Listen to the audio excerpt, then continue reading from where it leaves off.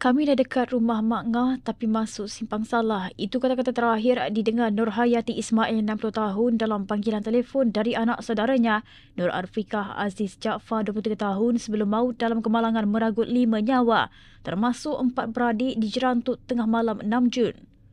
Perbualan singkat itu berlaku kira-kira jam 12.45 pagi, hanya 500 meter dari rumah Nurhayati di Kampung Paya Gunung yang juga tidak jauh dari lokasi kemalangan maut di kilometer 7 Jalan Jerantut Kemaran.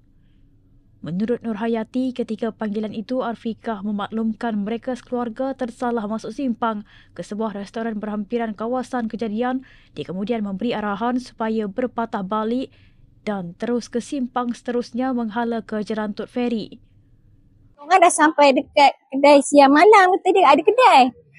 Sampai kat situ, okey saya pun cakap balik semula. Kalau dah macam tu tak jauh dah ni daripada simpang rumah Mak Ngah tu cakap kan. Okey, lepas saya cakap macam tu, dia orang pun terus senyap. Tapi dia orang cakap mesti ada masa tu kereta tu langgar, tapi saya tak dengar pun bunyi dentuman walaupun telefon dekat telinga saya tak dengar apa-apa. Saya pun hairan kenapa telefon ni tak berbunyi. Dengar tengok hidup tak bunyi, tanya-tanya. Halo senyap juga. Tu dah lebih kurang dalam 20 minit. Lepas tu saya dengar bunyi macam suara orang cakap, dia orang ni pengsan kot, kata dia. Lepas tu saya pun dah naik lain. Sebab dengar pula bunyi signal kereta bunyi kan. Lepas tu saya pun diam. Selama saya diam lagi, lepas tu ada orang jawab lah. Mungkin dalam masa tu dia orang mungkin nak ambil telefon pada tangan ke pada siapa pun tak tahulah masa tu kan. Tapi dia dapat tu dia pun jawab. Dia cakap ni ada kemalangan kata dia. Lepas tu kalau dekat mana? Batu 58. Kami pun tak ada nak buat apa lah. Kami tu diam sampai situ je.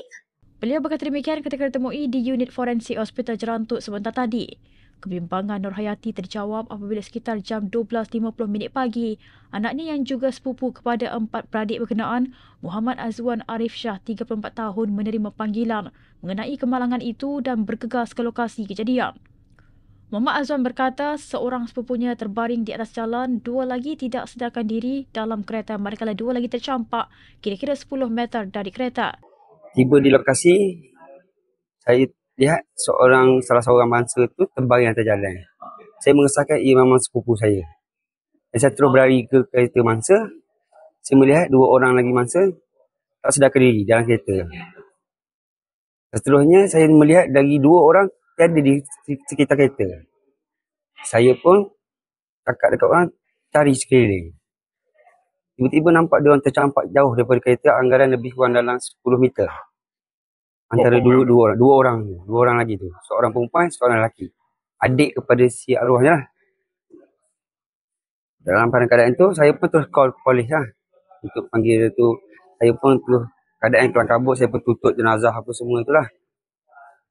Menurutnya, semua jenazah akan dikebumikan di kampung halaman mereka di Padang Kuncur, Bota Perak.